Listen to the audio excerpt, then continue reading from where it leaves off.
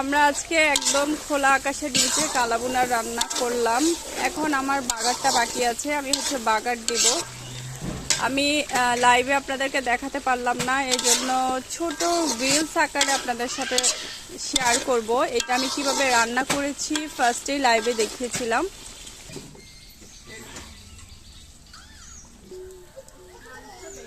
কালাভুনার বাগারের জন্য আমি কড়াইয়ে সরিষার তেল দিয়ে দিচ্ছি।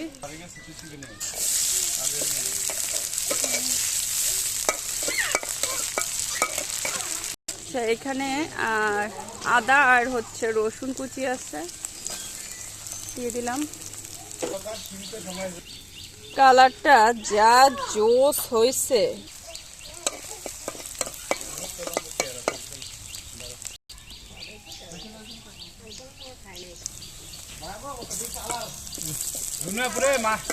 মাত্র বলতেছি যে আপনার বাসায় মেহমান, আপনি এসে এখানে কালাভুনা করতেছেন।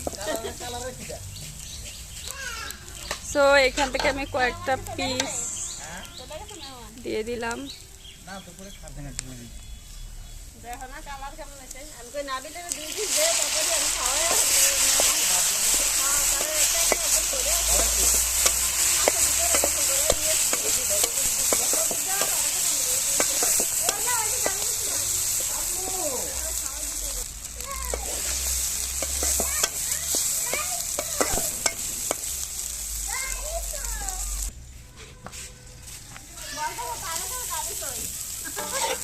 So this is the final look.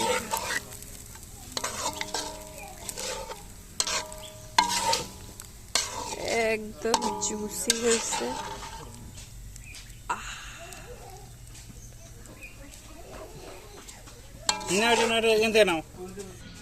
So this is the final look.